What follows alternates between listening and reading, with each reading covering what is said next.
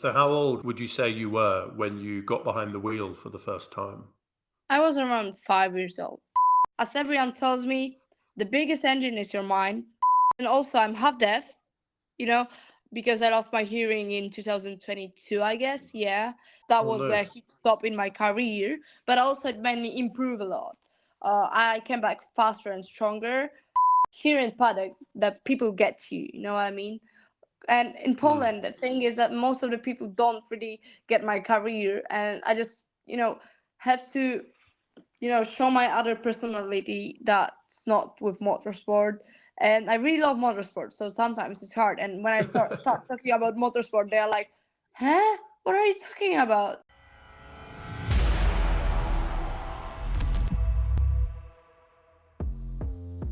Hello and welcome to the latest episode of Georgie's Stripping the Dipping podcast. I'm your host, F1 Black.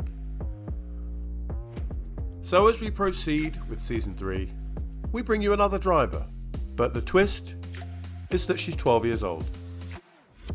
That's right, you didn't hear me wrong. Klara Kowalczyk has been racing for more than half her life. And now you feel old just like me.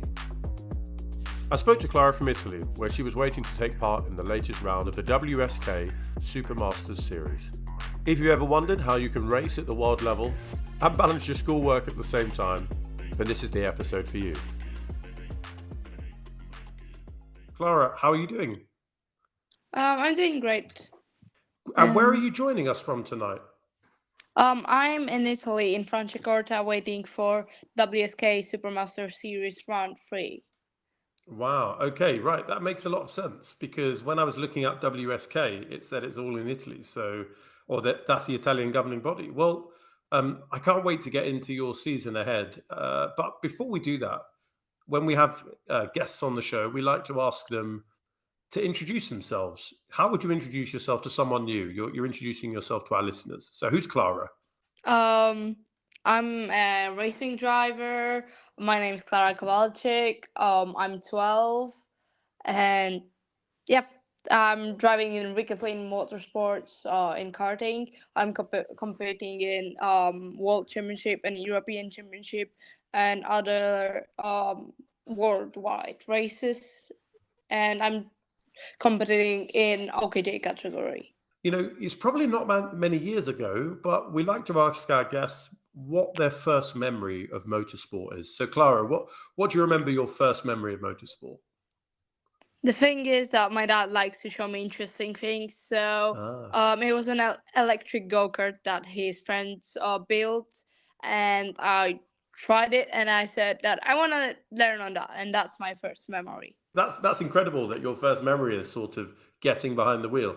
Do you have memories of watching motorsport as well? Not really. I didn't really know about motorsport before that, and then after I watched, of course, some movies, like Rush, about Niki Lauda and James Hmm. Hunt, or I don't know, Ferrari versus Ford. This kind of movies, but before I actually, really knew about karting, I didn't really, know about motorsport. Wow. And so, how old would you say you were when you got behind the wheel for the first time? I was around 5 years old. Oh my God. My son is 5. My youngest son is 5 at the moment. And I think if I put him behind the wheel, he'd drive off, and I don't know if I'd see him again. I That's mean, the incredible. first time I was in the kart, actually, it Yeah. was with my dad on his lap. Yeah. So, Yeah. I mean, when I was 6, I actually drove the kart by myself. Incredible. And was that sort of going down to the local kart track and having some fun, or were you racing? When did you start racing? Racing when I was 7, because that's the age in Poland when you can get the license. And then in Italy, I started racing when I was 9, because that's also the age that you can start racing with a license that's not Italian. Like, that's not Italian. So. Let's also consider the fact that you are multilingual, given that you're speaking to me in English. Clearly, your native language is Polish. How's your Italian? Um, Actually, it's really bad. I must say that.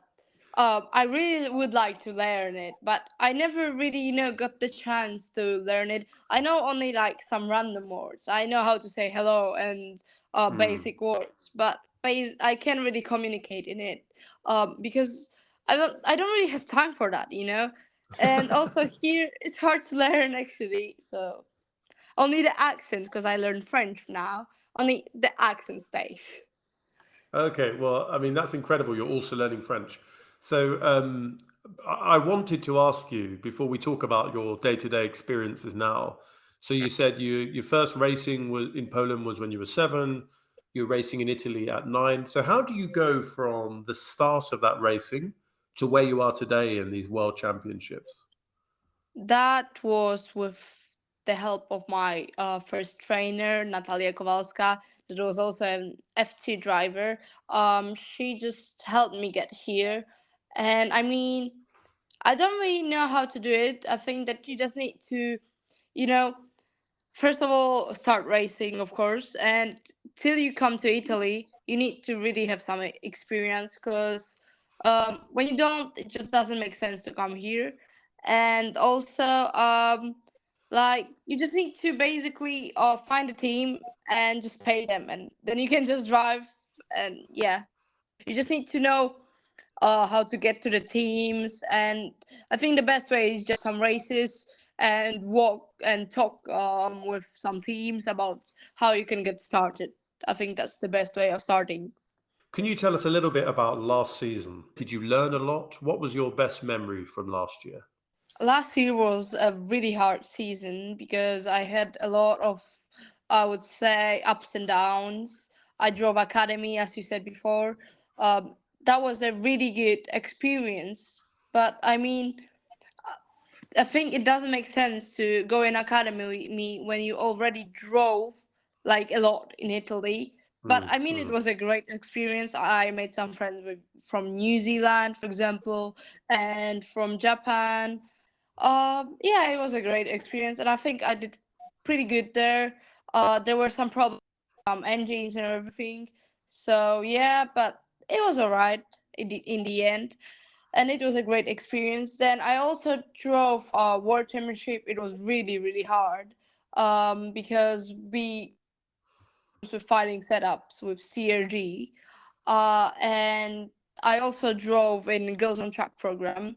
I made a lot of friends, but yeah. You talked about having a trainer before, and you mentioned your first trainer, Natalia. What do you learn from a trainer? What are they focusing on? And do you have a new trainer now? No, I mean it's not like a trainer. It was more like, Hmm, you know, I don't know how to explain it, but you have like a person in the team that teaches hmm, you the line and everything. It's like telemetrist, trainer, whatever. Because there are different types of trainer. You can either have a manager, you can have a physical trainer, you can have a mental hmm. trainer, so psychologist, or you can also have like just a telemetrist, also Yeah. the strategy. But like Natalia was my trainer that told me about the line, and she really actually helped me to get into the motorsport. The trainer word means a lot. When you go to different teams, you just have different telemetries and different people that tell you about the line. So It sounds like there are many, many jobs, and it sounds extremely competitive. If you have all of that stuff to study and learn about. So tell me, you talked a little bit about engines last year. So it made me think: do people that come into karting with higher budgets tend to have sort of newer karts, or do they have an advantage? And sort of how fair or how equal is the playing field when you're racing? the thing is that academy is where you get the chassis and the engine from the prop motors, Hmm, and basically it's all about politics sometimes. Like I mean, it's just like it's fun, and but like sometimes it's not about budget even. It's just like you someone can get a better engine and someone can get the worst one, because even like something can break.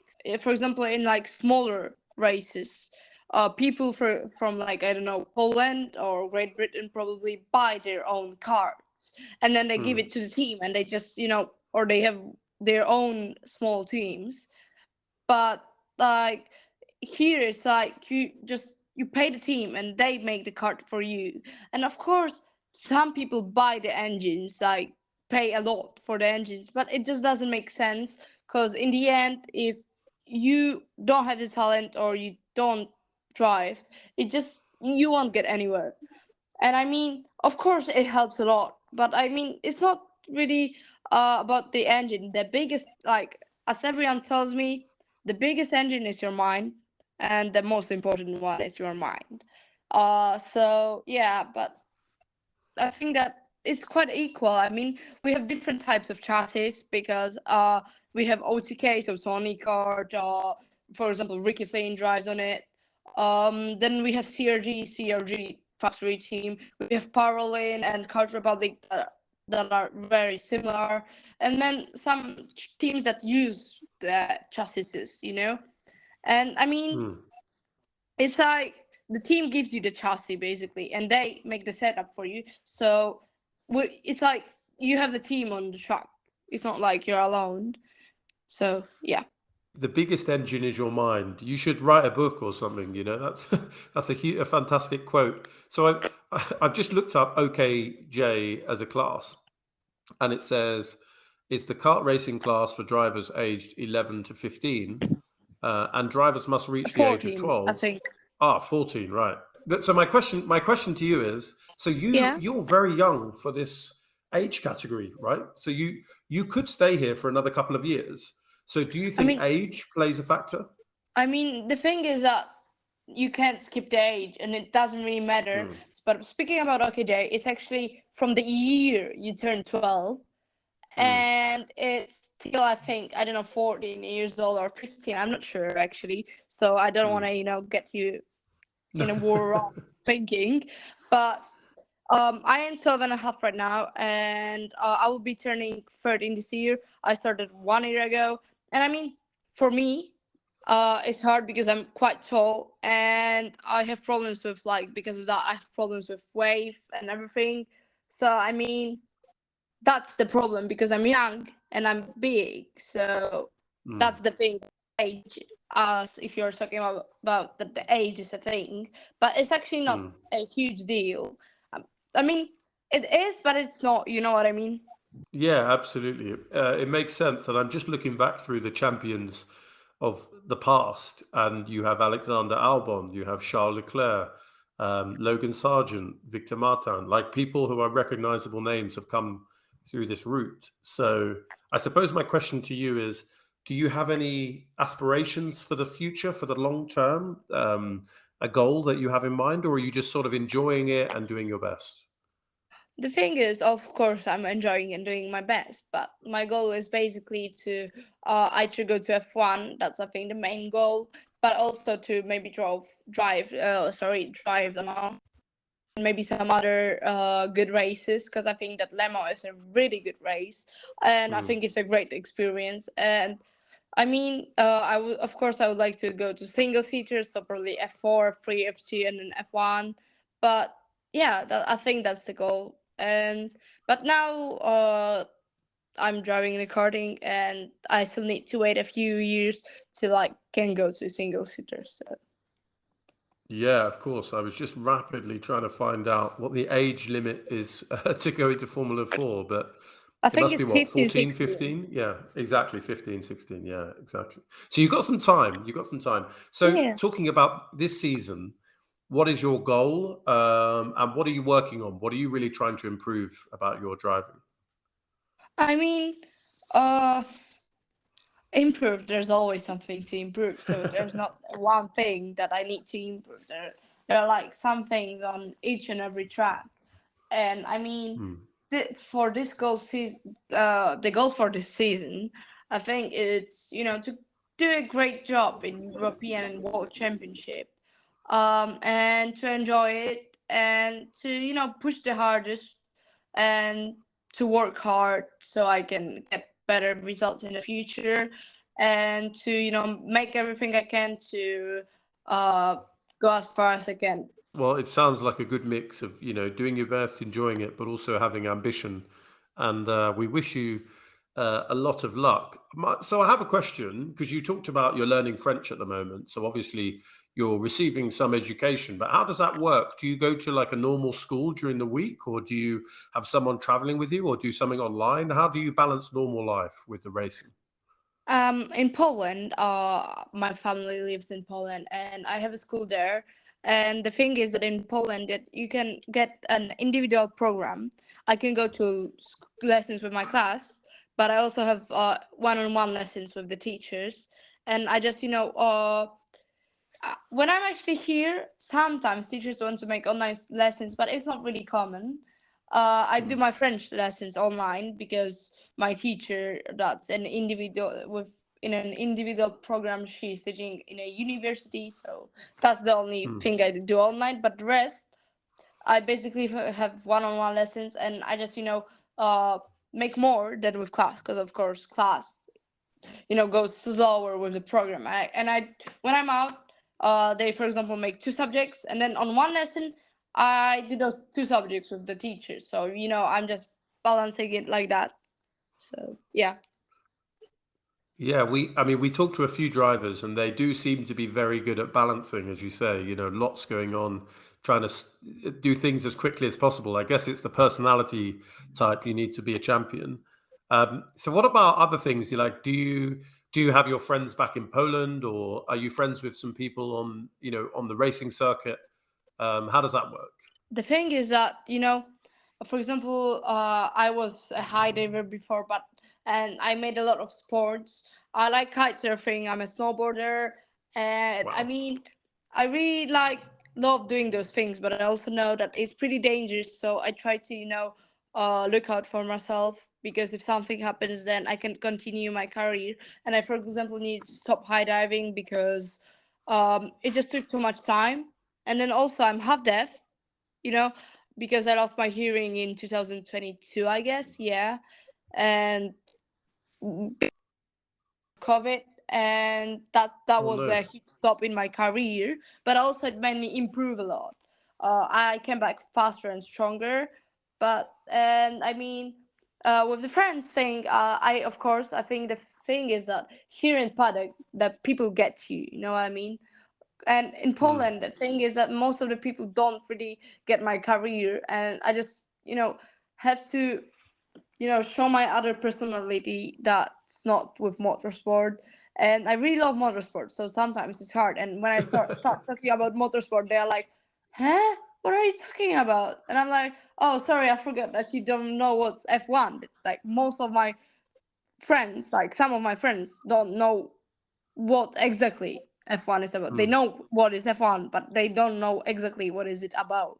And and when they say, "Oh, you're basically a rental car driver," I'm like, "What are you talking about? Like, I'm not a rental car driver. It's not like you can just go somewhere and then drive and then say that you are like me." Like, I mean, the thing is that they don't really get how much hard work is that.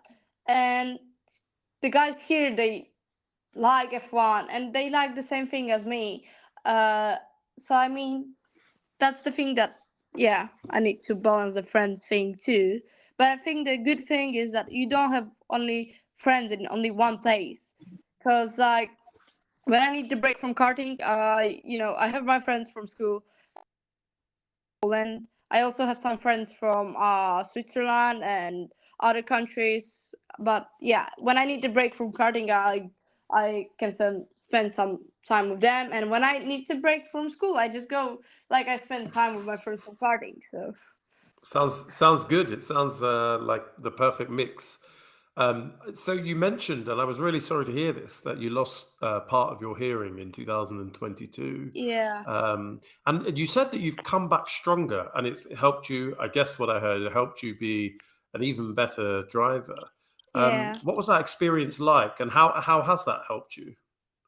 I think the thing is that I kind of moved into next step of my career then. Mm, And that was the moment actually when yeah, I mean, the experience was really bad. I had problems with dizziness, balance. When I was blinking, the world was moving, as I'm saying. and I couldn't even walk around the hotel room by myself because I was on an event when I lost my hearing. I just arrived, and be careful, like when you feel like you have cotton in your ear, immediately go to hospital, because I went to the hospital too late, because we didn't want to go to the hospital in Italy, because then we knew that if we would stay there, I wouldn't have the contact with my family at all. So we wanted to wait for Poland, but it was already too late, and they still tried to do. I took some really strong medicine. I went to hyperbaric chamber, and I did some checkups and everything, but it didn't help me. uh the hearing didn't come back in right ear, because I can hear on my right ear at all. And yeah, that's the thing. And I think that when I came back to high diving and driving, because now I stopped high diving, but I came back and I was like, for example, in high diving, I lost my like I came back, I couldn't even jump into the water, and then I became Polish vice champion from 5 meters. And for example, in karting, I was testing for 1 day and for 2 days, and for the first day, I couldn't even drive 5 minutes without stopping or feeling dizzy.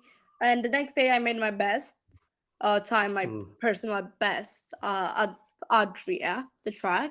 And I mean, like, also, I kind of improved. I think that it was just a really needed stop, like, to stop and to, just start a new chapter. And I think it was really good. Yeah. Wow. I mean, yeah, the amount of mental strength that you're describing is incredible. So let's take our listeners through your race weekend. So you mentioned that you are waiting for the start of the third round Yeah. of the WSK series. So when do you arrive at the circuit, or when do you arrive at your venue? And take us through that weekend and what you do and what it's like. I actually, the weekend starts tomorrow. uh, and I think that I don't really know the timetable right now, but tomorrow we have tests on Mm, Wednesday. Then on Thursday we have tests again.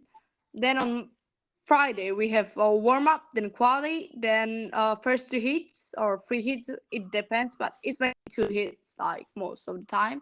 Then on Saturday we have warm up and heats, and then on Sunday, if there are no delays, there are just pre-finals and finals. In Cremona last week, there was a huge delay because of the rain, and they needed to move the heats. But and for example, on Champions of the Future and European Championship, when there are less categories, we arrive on Thursday. We test on mm. Thursday, and then on Friday, I think we have quali. I don't really remember, Yeah, on Friday we have quali and heats. Then on Saturday we have heats, and on Sunday pre-finals and finals. It's actually super. It's called super heats in Europeans and Champions of the Future.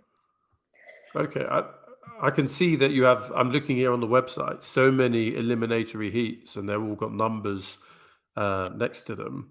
And does that mean, like, is there a chance, like, that some drivers don't make it to the end of the weekend, or do you just be in a different event on the final day? No, no, no.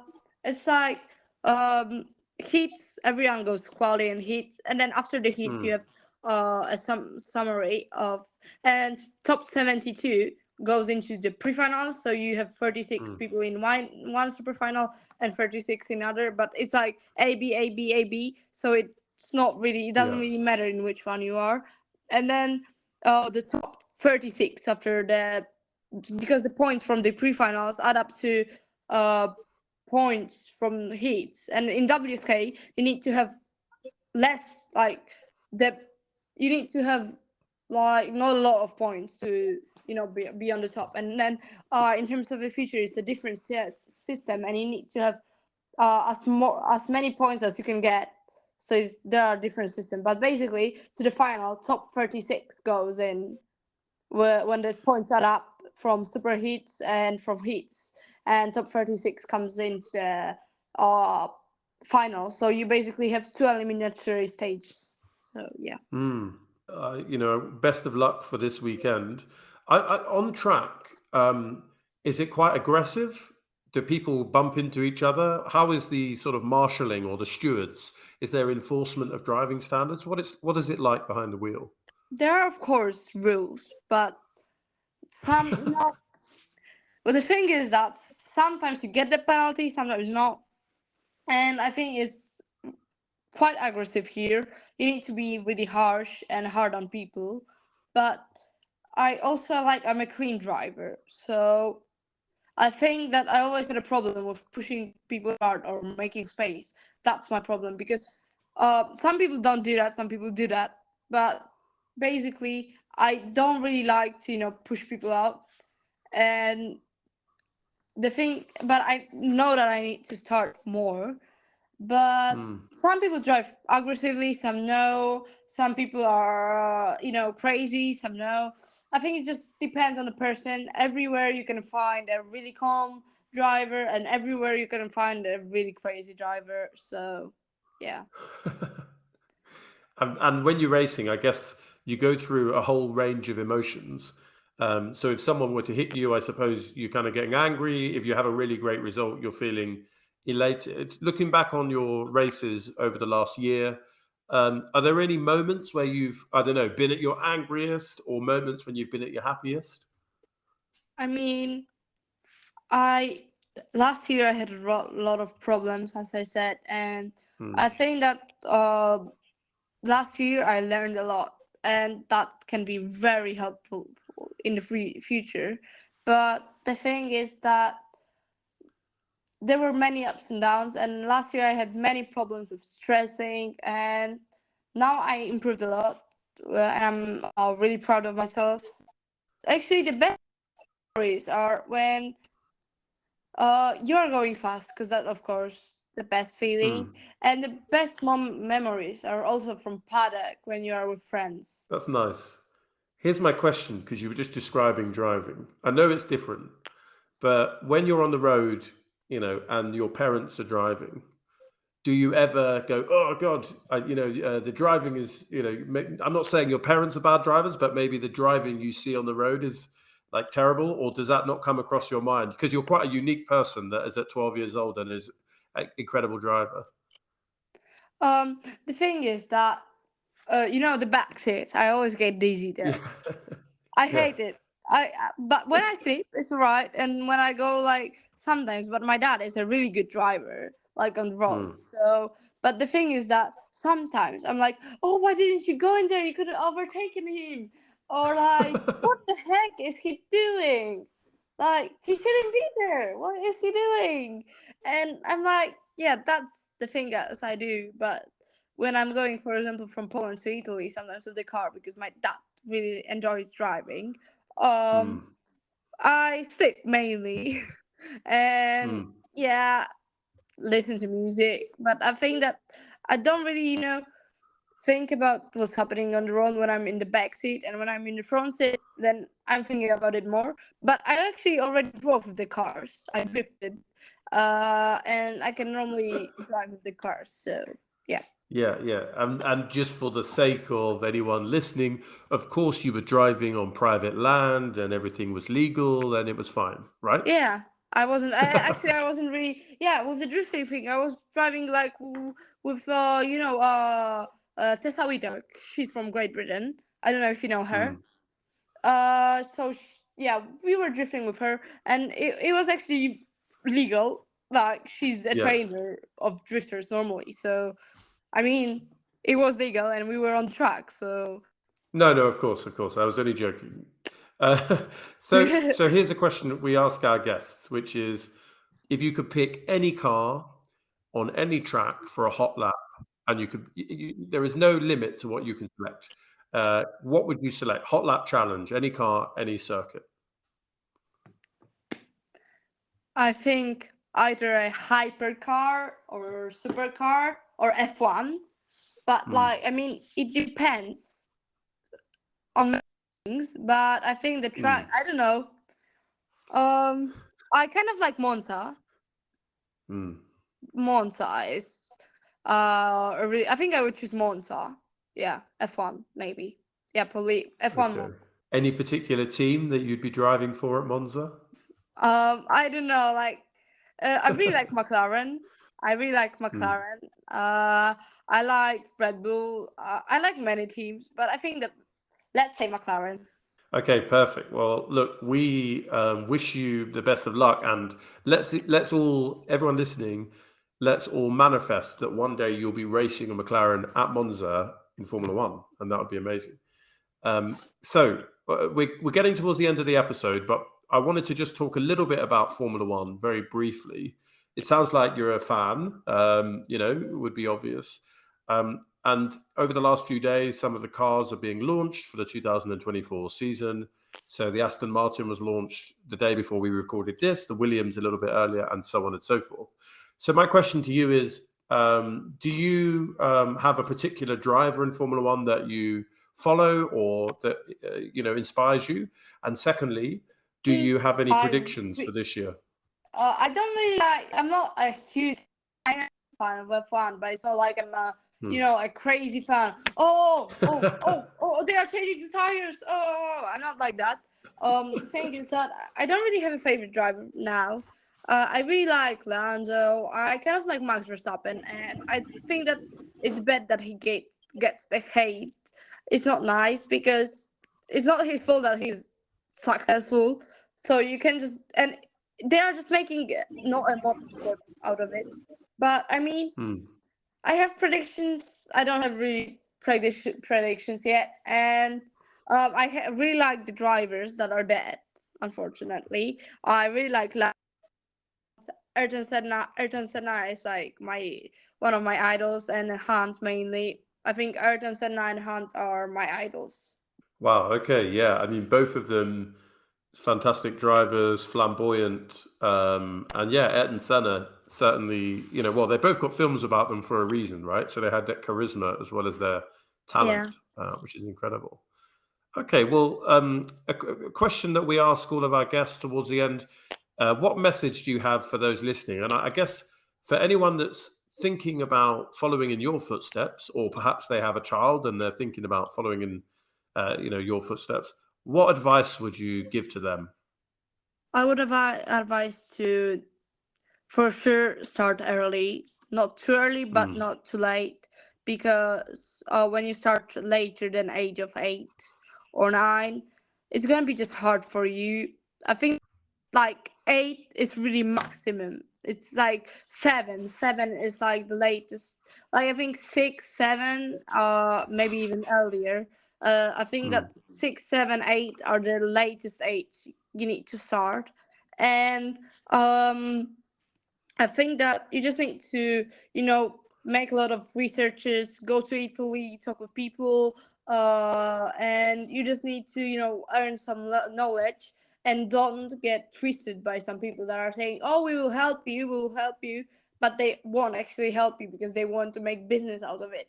And to, look for what's the best of you for you. And I mean, I'm not really, I'm young, so I mean, I can't really give you some good advices, but yeah, just, do it with love and passion, and, you know, just take it easy and, focus on what's the best. And yeah, as I said, make some researches, what's good, and yeah. Brilliant. Well, no, I think you definitely can give people advice. You've got it fresh in your memory of how you've done it, and thank you for sharing that. So, if people want to follow your results, particularly this weekend, but throughout the season, is there anywhere in particular they can follow your progress? My Instagram, Klara Super Sprint, all small letters. It's on Facebook also, Klara Kowalczyk or Klara Super Sprint, and I think and WSK WSK Karting Italy.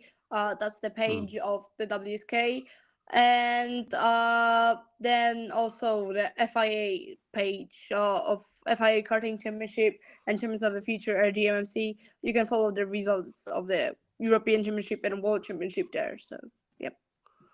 Brilliant. Well, we'll definitely be following, and we wish you the best of luck. Now, the final question that we ask all of our listeners, which is a very important one, relates to pizza and something very specific. So, I'm going to assume, but you can correct me if I'm wrong, Klara, that you have occasionally eaten pizza. being that you're in Italy, obviously. Yeah. Okay, so I ate it today. yes. Before I There you go. review. Perfect. Right. So yes or no question. Pineapple on pizza. Say no. Okay, you picked the right side. See, I'm very anti-pineapple, but Georgie, who is I'm not producing and anti-pineapple. listening, I'm not anti-pineapple you're actually. not anti. I just think that I had a face for that, but I just don't really like it. But I think it's a great idea. Oh, live and let live. So if people like pineapple, they can like pineapple, but if they don't, I it's like fine. spicy pizza, like Diavola or Inferno. I like spicy. And Yeah, thin they're the pizza. real ones. I don't like this fat. I liked it when I was younger, but I like thin and thin pizza. Well, there we go. I think you've pleased all of the, everyone with their preferences because, you're not anti-pineapple. It's okay. It's a good idea. But yeah, I'm also a spicy pineapple. Spicy pineapple? Spicy Spicy pizza fan. pineapple. So Oh, that's a great maybe idea. that's a business. Yeah, That's right? We start a business. Spicy pineapple. Exactly. Yeah. Brilliant. Well, look, Klara, thank you for your time today. This evening. It's been really, really good to hear about you. And we'll keep following your progress this season. And we wish you all the best. Thank you. Wish you all the best too. Brilliant. Well, guys, thanks for joining us on this 5th episode of the series. I've been F1 Black. If you like this one, go back to the start of the season, listen to Mike Ogren, another racing driver, closer to my age, but he's based in the US. And don't forget also to listen to Miguel Valverde, who is the IT and software engineer for Andretti in Formula E, who won the World Championship last year. So without further ado, that is us. Looking forward to seeing you back next time. But until then, have a good night.